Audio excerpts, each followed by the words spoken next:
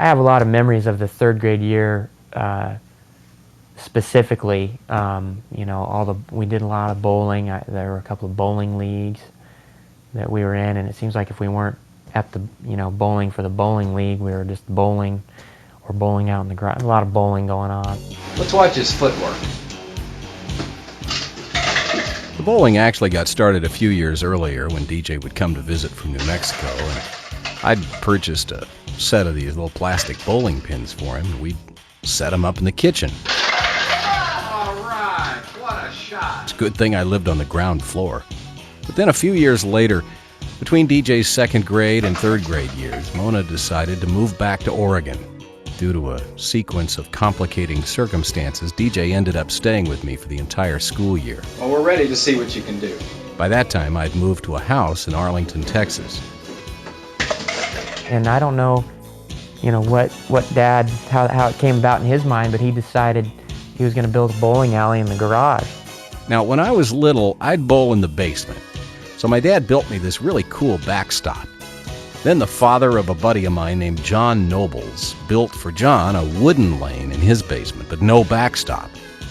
See, I got the bright idea, wouldn't it be neat to put the lane and the backstop together?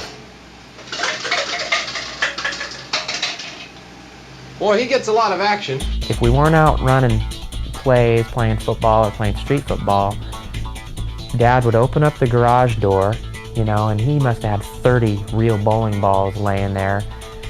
And he'd kind of pull, I believe it was a van, he'd pull the van out of the way, and he'd have a video camera set up, and him and I would just bowl, and pretty soon the next door neighbor kid would show up, and then another neighbor kid would show up, and these would be guys that I knew.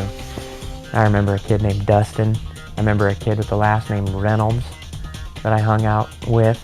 Those guys would come over, and it became kind of a weekend routine. We'd spend time bowling.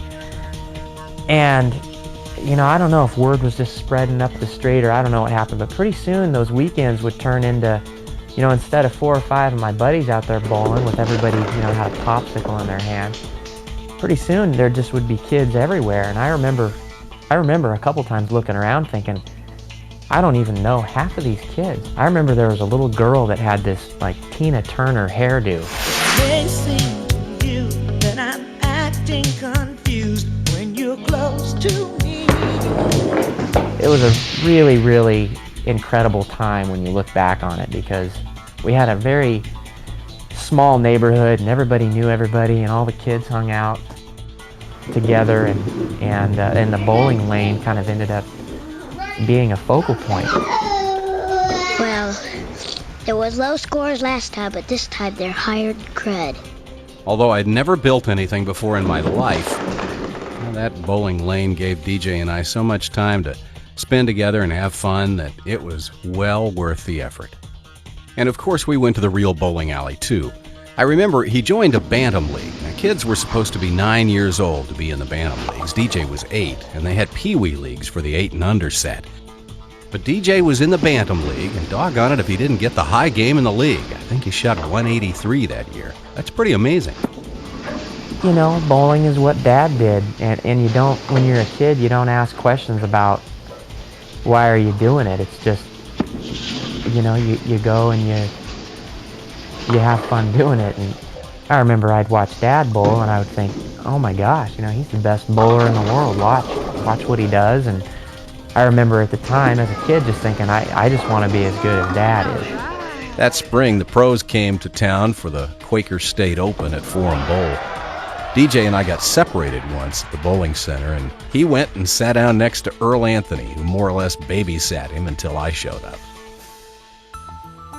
DJ also got to be in the Junior Pro-Am that year, and I remember he was actually leading his pro after 9 frames. And then he kind of threw it away in the 10th frame, and his pro did what pros are supposed to do, not get beat by a third grader, and the guy beat DJ by a few pins. DJ cried and cried, and the poor journeyman pro had to comfort him. The guy must have felt terrible. I remember thinking it was pretty funny at the time, but it was the first time I got a glimpse of DJ's emerging competitive spirit. I remember a couple of times having people come over to our lanes where we'd be practicing, older folks, not people my age, and they'd come over and they would say, it's incredible that person's so young can bowl so well, and they would talk to Dad and pay him compliments about how I was doing, and I remember a couple times thinking, wow, this is pretty cool. I must be doing something unique here because people are saying nice things, but that was never why. It was because that's what Dad and I did. That was our thing.